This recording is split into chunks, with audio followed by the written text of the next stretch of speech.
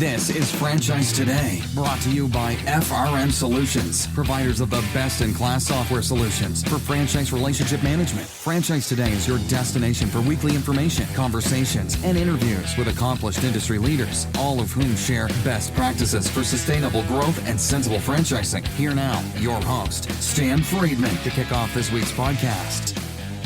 And this is Franchise Today on Wednesday, August 7th, 2019. I'm Stan Friedman coming to you from home base in Atlanta, Georgia. Hey, many thanks again for last week's guest, Angela Cote, for joining us. Lots of great content and take-home value. And while she was a close second in the high energy department, my friend Josh York, founder and CEO of Gym Guys, still retains the title for highest energy level guest ever on Franchise Today. This week, we're going to be talking with another fireball, Jonathan Barnett, founder, president, and CEO of Oxi-Fresh Carpet Cleaning, as he'll share how he's innovated his way to the meteoric growth that his company has enjoyed. But first, we've got some happy birthday wishes to share this week out there with those in the franchising world. So this week, we celebrate Mike Merrick. We celebrate Chris Antelock, Oxi-Fresh's own, Richard Thomas, Doug Groves, Nigel Main, Aaron Goldberg, Mike Skitsky, Joe Bordeaux, Bob DiBartolo, Mayo, and Rick Robinson, along with Chris Simnick. Happy birthday to each and every one of you. I hope I didn't miss any, but please let me know if I did, and a make good will be in order. Happy birthday, one and all. Also, before I bring Jonathan on, I want to talk briefly about an upcoming series of special episodes of Franchise Today that will be focused on how much franchising gives back. These episodes will feature interviews with CEOs that are focused on philanthropy, benevolence, generosity, social conscience, charity, and compassion. So much so that they've put as much work into these endeavors as they have to the growth of their brands.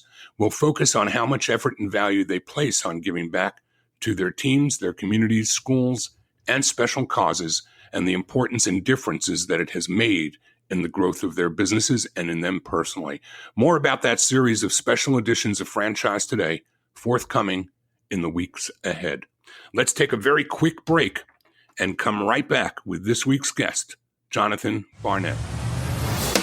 Franchise Today will be right back, but first, a word from our sponsors.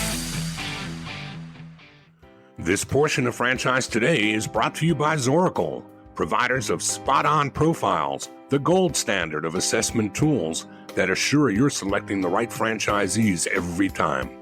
Unlike DISC or others that simply gauge personality or communication styles, Zoracle's spot-on assessments are all franchise-specific and based upon 7 sciences that nail the results each and every time. Your prospects simply answer a few questions online, and like magic, Zoracle's algorithms scientifically slice, dice, and analyze their thresholds for risk, their business acumen, and even their propensity for single or multi-unit ownership. Zoracle's spot-on analysis is like having a crystal ball, but there's no hoodoo here. It's all based upon science that flawlessly determines franchisor compatibility and accurately predicts performance. Why don't you schedule a demo today and take a complimentary look and see for yourself? It's the closest thing to a sure thing. Zoracle, spot-on assessments based on science, but delivering results that seem simply magical. Check them out at www.zoracleprofiles.com. And it's time now for today's guest. Jonathan Barnett is founder, president, and CEO of Oxi-Fresh Carpet Cleaning, one of the fastest growing cleaning franchises in North America, with over 300 locations throughout the U.S. and Canada. Their mission is to be environmentally friendly, green carpet cleaning company, the most environmentally friendly green carpet cleaning company, and their number one goal is to provide their customers with the highest quality carpet cleaning experience in the industry, and accomplish this with excellent service and support throughout all levels of the company. Jonathan, welcome to Franchise Today. Thank you, Stan. Thanks for having me. Hey, it's great having you here. And listen, before I kick off the usual line of questioning, I got to take a minute to share a story about my personal experience with your team here in the northern suburbs of Atlanta. So a few weeks ago, I needed carpets cleaned at the house. My wife Googles carpet cleaners, and I said to her, there's no need to do that. I'll call Jonathan Barnett.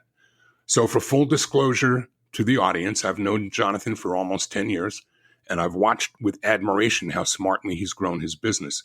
So I figured I'd call him, see if he had anyone that services my zip code, and what do you know, within minutes, I get a phone call from the operating partner of Oxi-Fresh, Roswell, Georgia, who called to schedule my service and told me that he was not only calling to service it, but he was going to either do the work himself or oversee the job personally.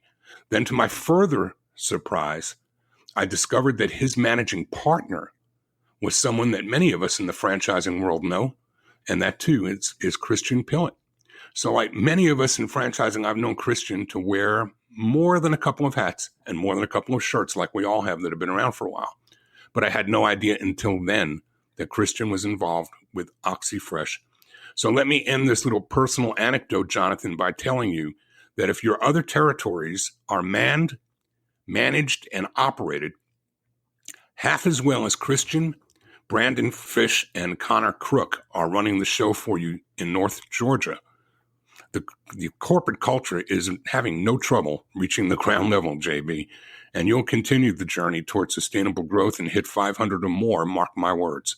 So, okay, with all that said, let's do what I always do at the beginning of the podcast, rewind the tape, and tell the audience how all of this began with Johnny B's back in your ORU days, because as we always say on Franchise Today, nobody goes to college with the intention of becoming involved in franchising. It kind of finds us along the way. So take us back to ORU and those years that led up to your business degree paying off before you even graduated. All right. Well, yeah, I love telling the story because, there's always somebody out there that reaches out to me and can relate. So, when I went to college, first of all, people always ask me why I love franchising so much. And I love being part of a team, and I love the team sport. So in college, I was fortunate enough to play college basketball at Oral Roberts. And I love that. I love the culture it brings. What does it take to be successful? Whatever it takes, teamwork, putting others above yourself, servant leadership, all the things that sports brings. But through that, I always had this entrepreneur spirit. I wanted to be like my grandpa. He was always inventing things, starting things. And so I came across $10,000 when I was a junior in college, and it was a gift from my grandparents to all the grandkids. They gave that out, and I was reading the book Rich Dad Poor Dad. Stan, you've heard of that book, right? Of course. So in that book, it talks about this kid had two dads, a stepdad, and his real dad. And one of the dads told him to get a good education, get a good job, and then the other dad talked about creating jobs for other people and pretty much letting go to grow and systemizing and scale, being able to scale. And so when I was reading that, I had this $10,000 check in my hand. I was driving to the bank and I saw this fireworks stand on the side of the road, and it was wintertime, so it was closed up and boarded up. But I thought to myself, if someone else can do that, why can't I do that? And I think so many times, a lot of us, we want everything to be perfect before we start this idea or this dream that we have. But I think for all of us, we should always have the mindset of just go for it, and you can figure out the details later. But I think we've always been taught not to take risks in this and that.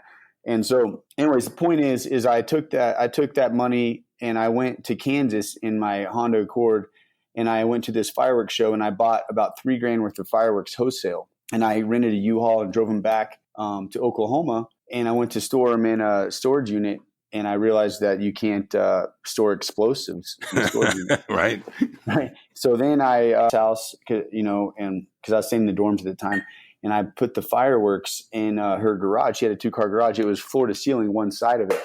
And when she came home from work that day, she was beyond frustrated. For those that don't know, my mom, she raised me as a single mom, and she's a very hard worker. So she had 2 jobs all growing up, and so for me to use that money that she had, that I'd been given from my grandparents to buy fireworks explosives, she thought it was pretty much a waste. So she was pretty upset, to say the least, and told me I should store my fireworks somewhere else, and wasn't too happy.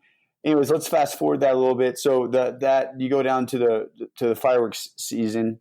I traded the fireworks I had for some space that I could rent out. And, when you mark the fireworks up 8-1, I'm trading $2,000 worth of rent, it cost me, a couple $100, $200 or $300, in fireworks. Right. But they didn't know that. So I learned about bartering there. I traded for food for the week. You had to sleep out there for 2 weeks, and it's in Oklahoma. That's the sun in July and the heat and the humidity. It's horrible. So we're sleeping out there for 2 weeks, me and my buddy, and we called it college fund fireworks. And we were right by these big guys, and people would stop in and they'd say, "Hey, we wanted to stop by you guys. We saw their advertising, but we want to stop at yours stand because we want to support the college kids." Well, I learned a lot right there about piggyback marketing. One is not being afraid of the big guys, being next to those guys and piggybacking off of what they're doing. The second thing I learned was cause marketing, right? When you're going into a cause bigger than the actual profits, but more towards a cause, then people like to support that. So cause marketing, I learned from that. And then piggyback marketing, those two things. What I also learned there is I was sleeping out there for 21 days, Stan, selling all those fireworks. It was a lot of work. But at that $3,000 worth of fireworks, I sold for about $20,000. Wow. Which was gave me a lot of confidence, which is why now we're understanding why I'm in franchising. I never thought I'd be a firework stand owner, but never thought I'd be a carpet cleaner either. Right. So the next year, instead of doing running the stand myself, I had a youth group run the stand, and I just paid them 20% of the gross sales. But guess what? I also gave them a couple thousand flyers to pass out at church as a fundraiser. So their whole church now bought the fireworks from us. So our sales went up. On top of that, I didn't have to man the stand. I just rented a big tent, and they manned the stand. So not only did I have one location, now next year I had 2 locations, and then next year I had 3 locations.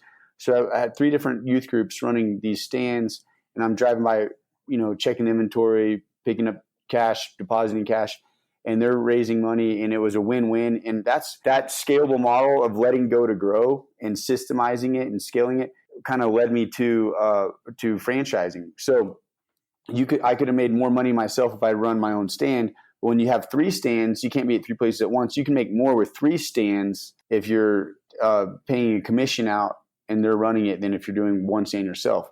So with Oxi-Fresh, we're going to hit 400 units by the end of this year, and I could make a lot more per location if I did it myself, but it's a lot more fun sharing the success with others and letting go to grow and letting other people own their own business. And, we can all work together and have win-wins. So that's kind of how I got the fireworks led to the scalability of franchising in a way. So you really were a multi-unit operator before you were ever a franchisor. That's really kind of cool, JB. I didn't know that about you. So let's move from there let's just not fast forward the tape all the way to today, but at some point you made a transition, and I know you did your 4 years at ORU, and then you went on to Colorado. Where did you go? Colorado State or Colorado Christian, right? Yeah, so at ORU, I wasn't getting a lot of playing time there, and so I redshirted a year there. But I had a year of eligibility left, and so it was a Division I school. So a Division II school here in Colorado gave me a scholarship, and I got to play a lot. And we started the season off 16-0. But more importantly, that I got to go to grad school, and so it moved me to Colorado. When I was out here in Colorado, some of the friends that I was going to church with, one of them worked for a franchise called Squeeze. And it was like a smoothie shop, and he was telling me of how they were getting leads and how they were selling, going the franchise model. And I at the time I had cleaned carpet a little bit, and I was like, hey, with the fireworks stand, how I learned to let go to grow, and I was like, that was the carpet cleaning because all year round versus fireworks is just a couple weeks out of the year. So, at the end of the day, is you want to have a business is just a vehicle to help you achieve your dreams and goals, right? And so I liked carpet cleaning because it was stable. It wasn't going anywhere. I feel like there was a need for a new, different way to clean, a greener way. And so that's kind of how I transitioned from, met that guy. He told me about that, and I was triggered in my head. Hey, how about I franchise a carpet cleaning concept? It's something just like the fireworks stand, but it's a different service that I could do all year round. So from there, I didn't have everything figured out. Didn't even have the name figured out or the formulas but I had the overall vision of I want to start something that's scalable, that's going to be stable, that I can let go to grow, that can create an opportunity for other people to achieve their dreams and goals. And so the carpet cleaning was just a result of the drive and vision of the overall objective. But now that I'm into carpet cleaning, it's a lot of fun, and there's so much I've learned, and we get to make customers happy like you were happy. And just seeing that experience that we can have franchisees have as well as customers have drives us every day to be more and more successful and grow. So you really began Oxi-Fresh though right out of college, didn't you? Yeah, right out of college. Yeah, I was actually so Oxi-Fresh was founded in August 2016, and I graduated grad school in 2015. So about a year after grad school. So what, 2016 or you? I'm sorry, 2006. Sorry, yeah.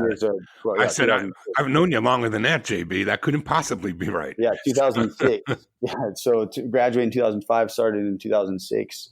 First year we did 17 units, and then from there now we're close to 500. All right, so let's talk a little bit before we get into the franchising side.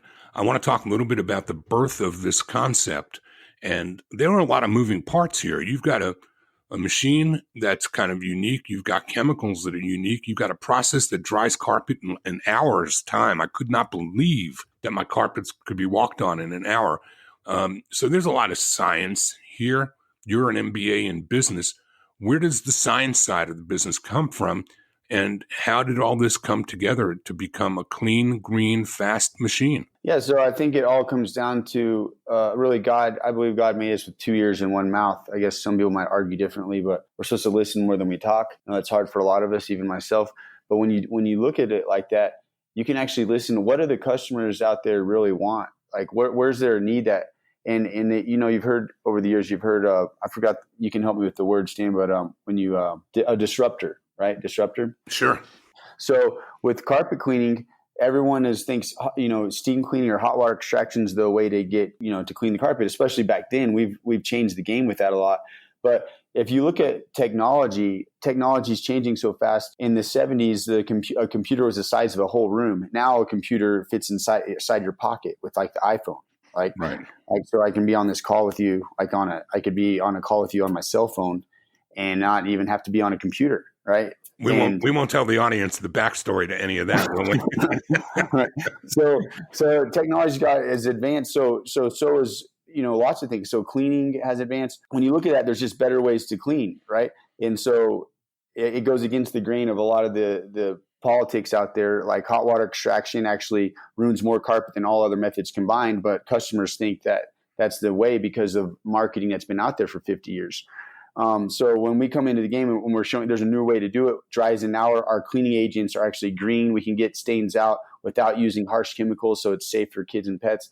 All that stuff is available. It just hasn't been marketed out there. So, it took us some time, but now once customers use us, they always call us back because we say, hey, you should water your lawns, not your carpets. And they don't like to walk around with wet socks for 2 days. They like, we dry in an hour. So just that alone, the chemistry behind that, and that's changed just by listening, like I said earlier. But then just having you can have the best cleaning system in the world, but if the phone isn't ringing, it doesn't matter. Just because we clean carpet well, that's just one phase of it. The other thing that has taken us to where we are today is our scheduling center. It's the heart of our business. So we're big on technology. We answer all the phones for our franchisees so that they can work on their business instead of working in it.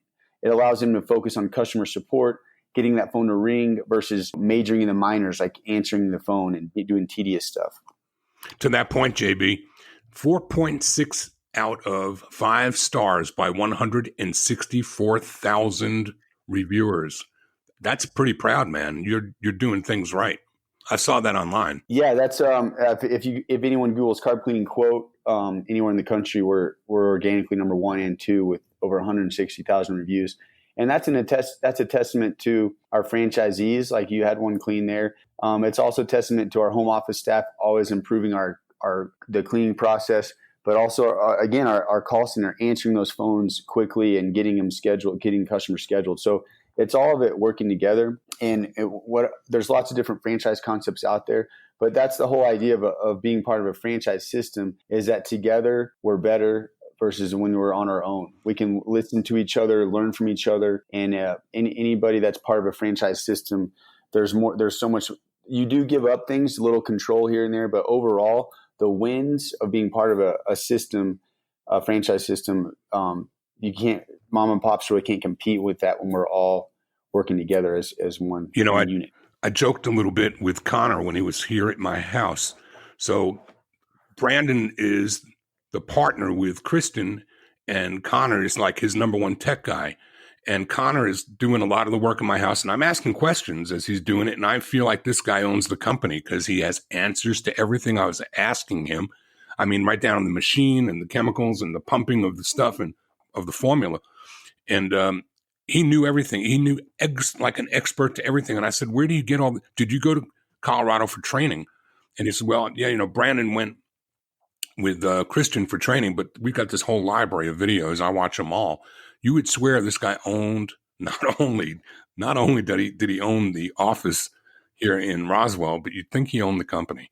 And when you can convey that from corporate to the front line, it's, as I said earlier, there's nothing you can do better or greater than that, than to have that kind of frontline enthusiasm from your brand ambassadors who are those? The guys cleaning the carpet. The guy was great. I mean, the whole experience was phenomenal. So I have to believe that the scheduling center and the ops support, and couple that with what you've got, marketing support, you've got cleaning process support. You're basically making it foolproof, aren't you? Well, obviously that's the goal. It's not always that way, But to your point, I think you made some neat observations that I'd like to comment on. One is that for anybody looking at buying a franchise out there or starting a franchise concept, one is you want to, from my experience of doing this for a while, is you want to. It's about being scalable and your systems. You got to have the right people on the bus, but you want to have the right systems in place are more important than anything, because with systems, to correct systems, you can let go to grow. And there's it's like Belichick does for the Patriots. I mean, if they lose anybody, they can replace somebody the next year and they're just as good because they're so heavy on the systems. Then it's not so much the people are great, but the system, and you throw anybody in and they're fine. So there's an author by the name of Jason Jennings, and he wrote this book called Hit the Ground Running. And we've taken some of the philosophies from this book and applied them. When you said this technician that was out there seemed like he owned the company, that's exactly what we want. And there's a nugget here that I'd like to leave your audience that has changed my life and changed our franchisees' lives. The reason why we believe that he probably acted that way is this philosophy, and it's called ownership through scoring. So Stan, what's your favorite football team? Well, it's not Belichick, I have to tell you, and Brady probably wouldn't have enjoyed hearing that he could be replaced just like that either. I'm a Falcon guy, you know that. Yeah. Okay, Falcon. So let's say the Falcons. I'm from Denver. Let's say the Falcons are playing the Broncos. All right, and let's say that the game is. I take you to the game. We're at the 50-yard line, and it's tied with a minute left. And I was like, "Hey, Stan, let's beat the traffic. Let's go." Like, what would you say? I'd say no. The last 2 minutes of any football game are the game. But you don't own the team, right? Nope. No, but since there's a score attached, you have a sense of ownership. Yep. Now let's say the same thing's there, and we're not they're not keeping track of this game. There's no score up on the scoreboard, but there's a minute left, and I'm like, hey Stan, let's beat the traffic. But there's no score being kept. Well, you'd be more open to leave. Yeah. Even you might not be, but the scale of more open to leave would probably open up a little bit for you. And the reason why that is when there's a score attached to something, you have a sense of ownership. That's why when you wouldn't watch a golf on TV, or you wouldn't watch a basketball game on TV if they didn't keep scores anymore. People would stop watching the games. But the people that watch these games don't own the team. So what if you apply that to your business work environment, where all your employees every week they got a score, and they could see their score on these measurables of whatever you want to focus on. It could be attendance, it could be attitude, it could stuff that you can put measurable and you turn into a score, and they can see their score versus everybody else's score. When you do it that way, and you have this trust through transparency with stacked on top of an ownership through scoring type of environment, nobody wants to be on the bottom. They always want to see, everyone sees themselves as on the top. But if you don't have a measurable way to look at it, there's no accountability. So if you can create a scorecard every week, when people can compare themselves to everyone else, then people start having a sense of ownership. And so that's what we do with Oxi-Fresh. All of our franchisees and technicians, they can log in for any date range into our software, and they can see their customer satisfaction score versus the brand average as a technician, as a franchisee. And once we implemented that back in 2011, we saw what you're talking about, what you experienced. We started seeing that start trending that way. Of our franchisees started taking more of an ownership. They already own their own business, but their technicians even started doing it. And so we just started seeing repeat business jump. I mean, we're up over 20% this year over last year in jobs booked. And that's a testament to repeat customers and this philosophy. So the philosophy is ownership through scoring, stacked with letting go to grow, stacked with trust through transparency. And then the last step with that would be speed through systems. So when you put all those four things together, you have, I call it rocket fuel. I joked with Brandon, the guy who owns the franchise here with Christian, the guy who came out as the supervisor, if you will. And I joked with him in front of Connor, and I said, hey, are you sure that that he doesn't work for you, you work for him? Or which way does this work? This guy you're asking him questions about the business. And what I got back from Brandon was, what you see in Connor is a reflection of the success of the way we've brought him into this business, and that he knows that his part of the business as well as he does is, why I'm enjoying being a partner in this business. And it's back to what you said about releasing. Use that phrase again. Let go to grow. Let go to grow. So there's no competition between them. There's competition among them, but and that's huge. That's a huge takeaway from this conversation. And it's hard to let go to grow. You can't really let go if you haven't spent the time to make your systems good, then you're letting go. It's not going to work out for you. So that's why people maybe when they have let go in the past, it's failed. Probably because they didn't dig deep into the training and create systems and processes. So for letting go to grow to work, you have to have speed through systems. You also have to let go to grow. You also have to create an ownership through scoring, right? So you have to have speed through systems, ownership through scoring, and then people want to have a transparent work environment. If you can create a transparency of these things that we're talking about, where people can see their results versus everyone else's, then people buy into it. People buy into they don't buy into a business plan that's in a safe, secret plan. They buy into a transparent environment where they can feel like they can grow with the company. Thanks for having me, and I appreciate you letting me share those nuggets. But those changed the game for me, and I hope that they can change the game from some of your viewers out there as well. Well, we're going to take another quick break, and when we come back, we're going to talk more about the franchise side of the business and a little bit about the growth you've experienced there and the accolades that you've been just piling up as you grow. All of that comes right after this. Franchise Today will be right back, but first, a word from our sponsors. Franchise Today is produced and presented each week by FRM Solutions, providing best-in-class CRM and document management software designed specifically for franchising. FRM enables real-time business intelligence, communication, and collaboration between all members of the franchisor's team and their prospective and existing franchisees. This empowers your team to simply and seamlessly track, access, and manage all communication to and from prospective and existing franchisees, including texts. Legal and compliance is simplified too, with FRM's document management, and even site visits can be digitally facilitated and scored using FRM. Make today the day you give FRM a look and assure that all of your candidate and franchisee correspondence, including texts, are being permanently tracked and archived in candidate and franchisee records. FRM even provides state-of-the-art digital experiences for your prospective franchisees, replacing old-style virtual brochures. There are no long-term contracts required. Multiple upgrades are offered each year at no additional cost. No excuses, just solutions on the web at frmsolutions.com. So let's dive into the franchise side of life, JB, and talk about that first year of 17 territories. I believe you said that you'd awarded in your first year. What year was that? That was 2006. So we 17 in our first year. So, And then, so let's just park here for a second. You're out of college in 2005. You're in this business almost immediately thereafter. You're beginning franchising and have 17 territories inside of a year. Take a minute and digest that. That is incredible. yeah, well, at the time, you just working, just grinding. You know, I didn't really think about it. So looking back, it's kind of actually is kind of crazy. But looking back at the time, I was young and hungry, and you know that we have a saying, "What does it take to be successful?"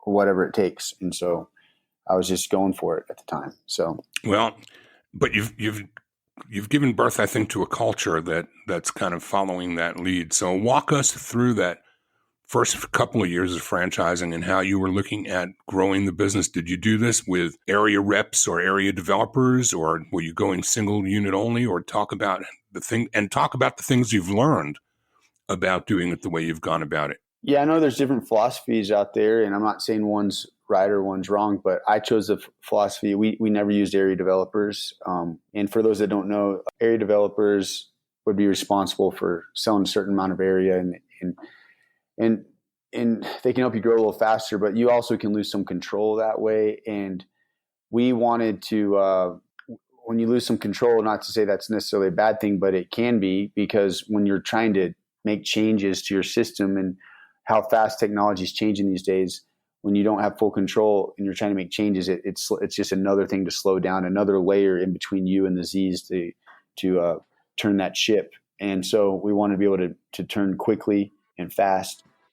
So we didn't grow the way of area developers. So we grew organically through doing a great job with the franchisees we had, and being a low investment model, and just focusing on marketing and being the best at all aspects of the support that we can provide. And so if you do things the right way and not take shortcuts, you usually don't get cut. But a lot of times people, I feel like I've seen even in franchising today, is they think it's they want to do it real quick. And we the long road is the fast road. If you do things the right way, it ends up being faster, in my opinion, anyways. Do you use brokers? We started using those about 4 years ago, and we've had great success with that. We do about 25 deals a year with those guys. It took us a couple years to understand that model and get into there with that, but now we like it. But we didn't use those guys for our first 7 or 8 years. I think there's another nugget here that we don't want to not call out, and I think that it's an important one. So area development, or allowing others to make decisions about who your best franchisees may be for you, not a good idea. But a lot of people think that that's what brokers are about, and they're not. So brokers are just helping candidates do their introspectives and helping them get ready for whatever brand they're going to decide on. And then you guys are still the decision makers as to who it is you accept or don't. And you're still in control of that decision, but you're dealing with more highly qualified candidates who are coming to you as the result of the broker helping them learn more about themselves and what's important to them. And then the broker shows them a couple of 3 brands that say any of these 3 can satisfy your dream. And then they make a decision which one feels best for them, and you do the same. Is that about right? That's about right. And we call them, we do call them coaches here. And that's mainly because we work with the Entrepreneur Source TS, and that's their philosophy, is that they're helping coach the prospects on which choice is right for them. And we've gotten they call it the Kahuna Award. We've gotten the last 2 years. So we've done the most placements of any of the brands they have. We've done the most placements with us. They've done the most placements with us the last 2 years in a row. So what I can say to validate what you're saying is, when I look at our AUV, average unit volume, for those that don't know, saying it's the sales per territory that we have. When you take the territories we have and we look at the sales per territory of a franchisee, when you compare the sales per territory of those that come from the TES, the broker coach group that we work with, versus those that don't, our sales per territory are higher with coming out of the coach group. We test that too, that like what you said, that a lot of times we get some higher quality candidates through that group. And that's a testament to their process that they vet with. So while it is expensive to go that route, you you can get you can grow faster, and you can have a higher qualities franchisees in your system. And I'm sure there's cases where it hasn't gone that way with other brands, but for us, our experience it's been a success. The other cogent point that came out of this portion of our conversation for me, JB, is the let go to grow philosophy. You shouldn't do that anywhere and everywhere, right? So where there are places like bringing on area developers who are going to make decisions for you and be one layer of disconnect between you and your franchisees, let go to grow doesn't apply there. That would be a bad decision. So the let go to grow philosophy is something I've learned a lot from you about that today that I'm going to explore further. But you've proven up a point here in the conversation which demonstrates that it's not just carte blanche, let go to grow, and let go to grow of the right things, not all things, correct? Yeah, of the right things. And even if you're trying to let go of the right things, if you don't have, again, what we were saying earlier, if you don't have things in place, even if it is the right thing to let go of, if you don't have the systems in place or the philosophies in place, it won't work. So you got to know what you can let go of and what you can't. And if the stuff you are going to let go of, you got to make sure you have your systems in place that allow that to even be possible. So walk me through who belongs in this business as a franchisee. My first instinct is that it's a young man's business, but I've watched a couple of videos and, been on your website in preparation for today's conversation. I saw gentleman named Jose Perez, who may be a little closer to my age than he is to yours. It's not just young guys, is it? No, we have a few young guys. We have we even have a 20-year-old who got an award at our conference last year. We gave him a hard time. We gave him a bottle of milk since he was too young to drink. That's mean. That is mean. And we also have a lot of older guys too. We have women in there. We have veterans. We have firefighters. We have what people ask us all the time, what's your ideal franchisee? And I know people like to profile things. For us, we have success. Doesn't matter. We don't profile like that. What I do when I look at the common denominators of franchisees that are successful in our system, it all comes down to passion. We have people that have a C-level resume. They've been in charge of huge companies and haven't done well with us. We have guys that have had no experience in the corporate world or business experience, and they've done great with us. We've had young guys that have done great. We've had old guys that have done great. We've had young guys done bad. But I've never had anyone not do well with us if they brought passion to the table. So we're going to give our franchisees all the tools they need to succeed. But at the end of the day, it's still their business, and they still have to bring passion every day.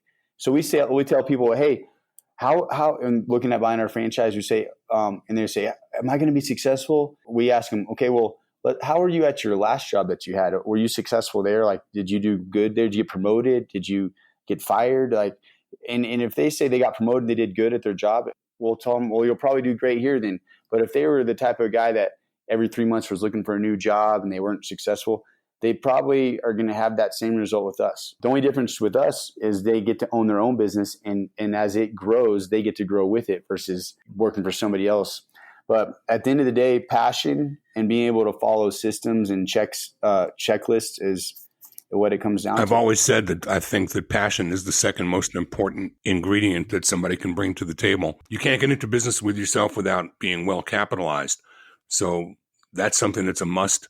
But second to that, the most important ingredient in my view has always been passion. So I could not agree with you more about that. What about the kinds of opportunities that you offer? So do people come to you with an opportunity to do a single and a multiple territory kind of agreement, or is it start with one, show us what you're about, and we'll take it from there? We have a lot of people that want to do multiple areas, but a lot of times we don't necessarily let them do that. We'll let them do it first, right? It just depends on the situation.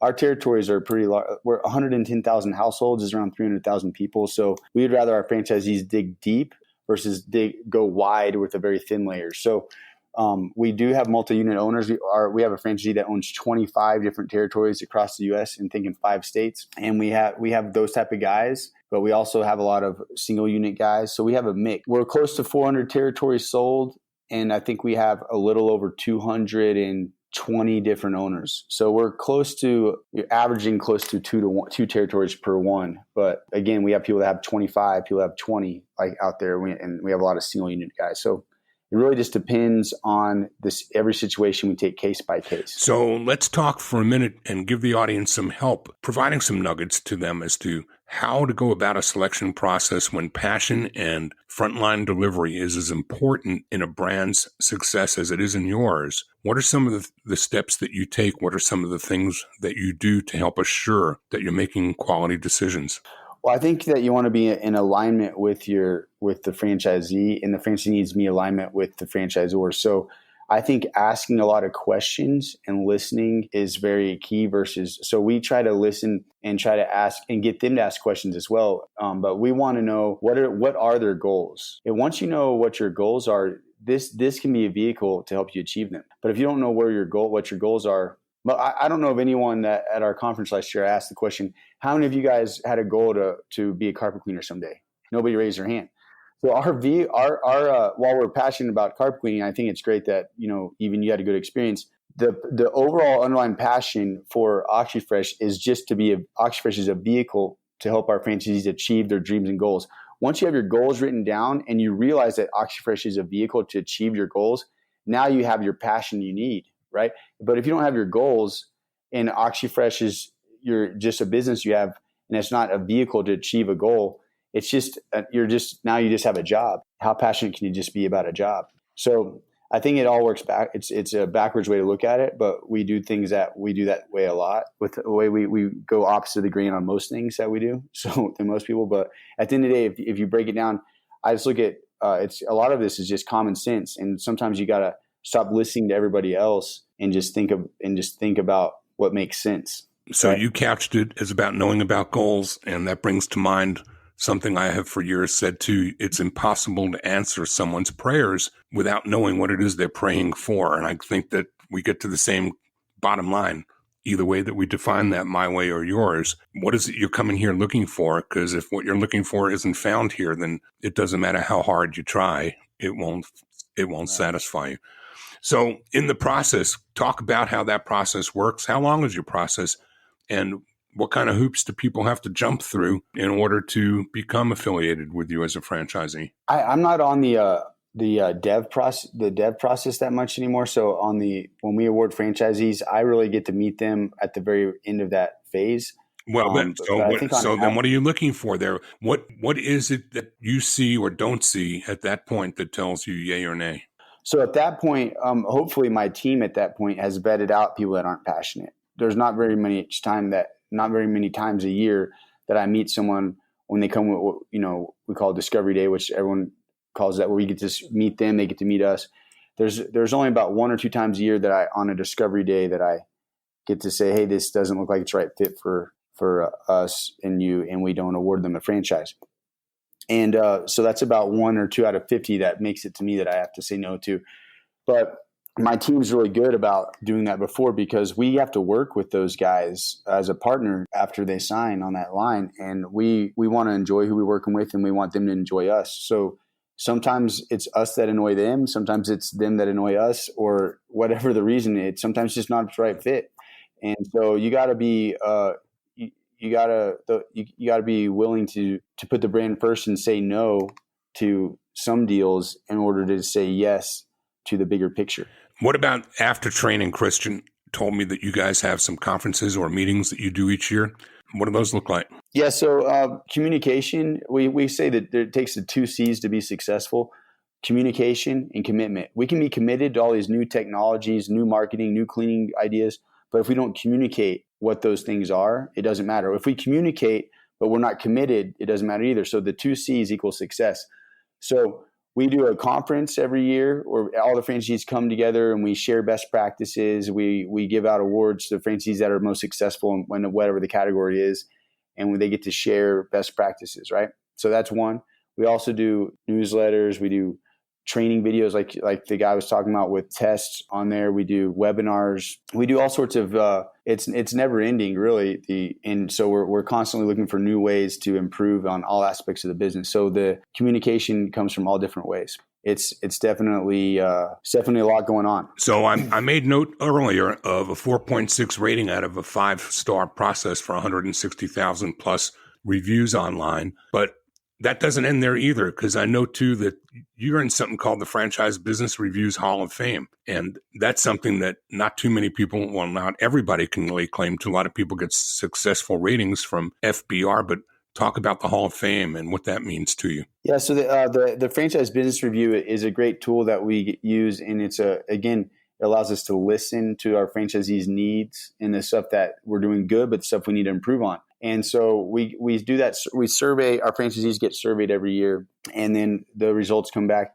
And we've been fortunate enough to rank in their top list. And once you're making their top list, top 50 franchise, I think top 50 or something like that. If you've been in there 10 years, then you're what's called their Hall of Fame list. So we've been in there 10 years. So I think 11 years, actually, 11 for 12. And so in the 1 year we didn't get ranked, we did not send out the survey. So we're really blessed and fortunate on that. But the reason why we do that survey isn't necessarily for the rankings. It's to get the feedback so that we can learn and constantly improve.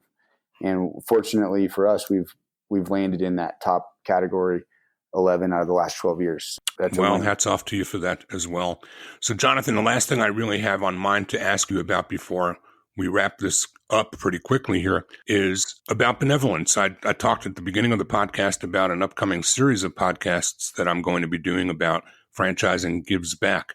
You've got some kind of a relationship with water.org that I discovered. Can you talk about that a little bit? Yeah. And it goes back to that fireworks thing when college fund fireworks, we were helping us college kids go to college. But for us, that was giving back at the time to us, which we appreciate that. So that's always stuck in the back of my head. And I always wanted to have what we do give back to something greater than bigger purpose. So for us, since we are a green company and we use 2 gallons of water compared to a hot wire extractor, which uses 40 to 50 on a job, we decided to give back to water.org. So every time someone books online, which is a more greener way to book than to have someone answer the phone, when we go the greenest way to book, which is online, it's about 30% of our jobs.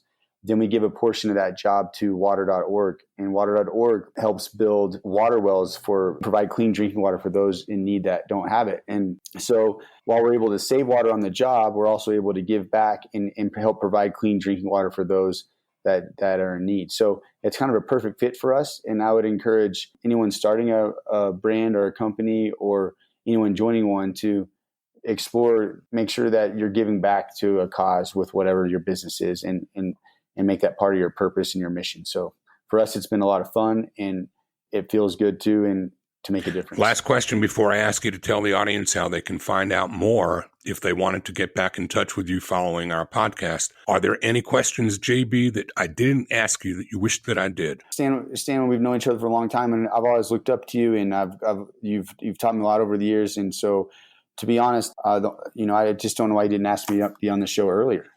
That's really my only question. Well, sometimes it's like wine. You let things age a little more, and they just get better with time. And I am really happy that I waited until now because you have that much more to share today than you might have sooner. All right. Great being on here. Look forward to listening to more of your podcast, and I always enjoy them. So thank you so much for having me, and God bless everyone. All right, Christian, we got to get you to tell us how other people can find you. I called you Christian. I can't believe I just did that, Jonathan. How do other people find you? Not Christian? Well, they can find Christian too, and I can help them do that as well. But for those who want to find you and talk more with you or be in contact with you about the business and or some of the personal highlights that you've shared today, how would people go about finding you? Yeah, you could just go to our website, Oxi-Fresh.com, and then fill out a lead or a form. Not a lead, just fill out the request for more information, and we'll be able to get in contact with you right away. OXI Fresh, right? Yep, OXIFresh.com. We also have a website more focused on the franchise aspect versus the customer, and that's OxiFreshFranchise.com. But either way, you can fill out a form and we'll get in touch with you. You, sir, have made this a very pleasurable hour, and I joked a little earlier as an inside joke that we weren't going to let the audience know about some technology problems when we were talking about iPhones versus computers.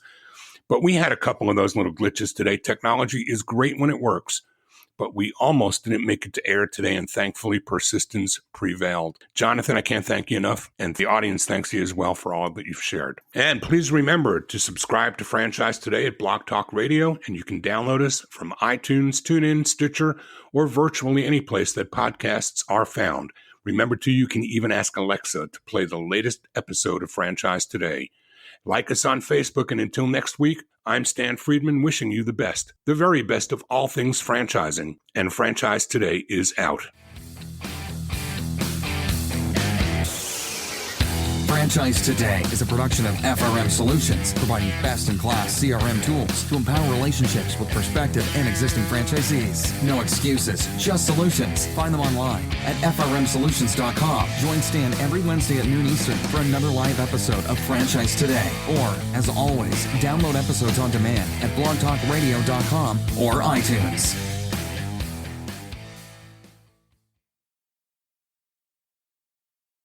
When you're part of a military family, you understand sacrifice and support. At American Public University, we honor your dedication by extending our military tuition savings to your extended family.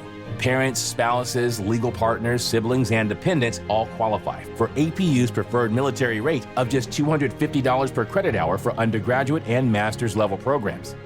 American Public University.